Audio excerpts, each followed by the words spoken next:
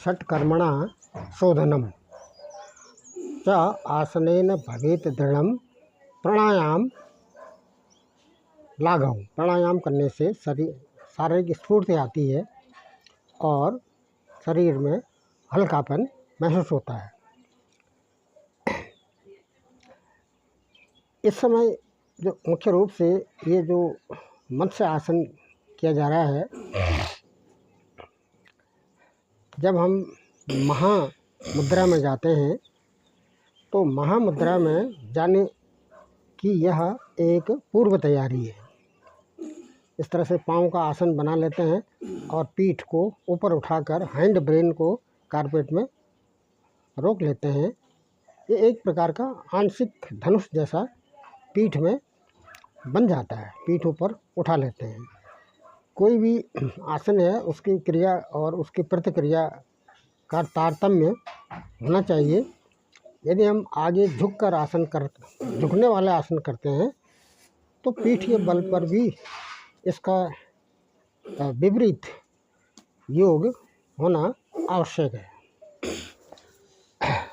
महामुद्रा में जाने से पहले पूरक, रेचक और कुंभक, इन 3 क्रियाओं के बारे में ठीक से जानकारी होना जरूरी है। पूरक का मतलब है पूरा करना। यदि हम पूरक करते हैं तो अधिक से अधिक हवा हम फेफड़ों में भर लेते हैं और इसमें स्पेस बन जाता है। फेफड़ों में अधिक से अधिक हवा भर जाती है। ये पूरक की स्थिति है। और रेचक का मतलब है उस हवा को बाहर छोड़ना, हवा मुक्त कर देना। और कुंभक का मतलब है रोकना। कुंभक के भी 2 स्टेप हैं। एक तो अंतर कुंभक है और दूसरा है बहिर्कुंभक। जब हम अंदर ली हुई हवा को रोक लेते हैं, लंग्स में रोक लेते हैं, तो उसको अंतः कुंभक कहा गया है। और यदि हम बाहर छोड़ी हुई हवा को, रेचक में जब हम हवा बाहर छोड़ देते हैं, उस स्थिति में जब हम रुक जाते हैं तो उसको बहिर्कुंभक कहा गया है। ये जो महामुद्रा है, इसमें एक पाँव इस तरह से सीधे है और दूसरा पाँव मूलाधार चक्र के नज़दीक है। और यहाँ पर ये झटके से पहले इसको किया जाए, अभ्यास किया जाए स्लो स्पीड से। उसके बाद जब ठीक से हाथ की पकड़ में जब पाँव के पंजे आ जाते हैं तो फिर हल्का सा इसको गर्दन पीछे कर लेते हैं और ये अंतः कुंभक की स्थिति है। अर्थात जब हम पेट की हवा को अंदर रोकते हुए मुद्रा में आते हैं तो उसको अंतः कुंभक में लिया गया। ये जैसे हम झुक के कर रहे हैं, झुकने का मतलब ये है कि जो लंग्स हैं वहाँ पर हवा रोकनी नहीं है बल्कि बाहर छोड़ देनी है। और जब हम अंदर ली गई हवा को रोकते हुए यदि हम महामुद्रा में जा रहे हैं तो ये अंतः कुंभक में इसको लिया जा सकता है। क्योंकि जब हम हवा बाहर छोड़ रहे हैं तो उसी स्थिति में हमने मुद्रा में जाना है।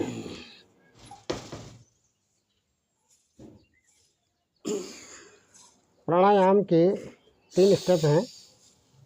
जैसा कि अनुलोम विलोम में पहले एक नाक से अधिक हवा अंदर ली जाती है और अंदर ली गई हवा को लंग्स में रोक देते हैं। उसके बाद जो हवा हमने लंग्स में रोकी है उसको पेट के माध्यम से, पेट से होते हुए इसको बाहर छोड़ देते हैं।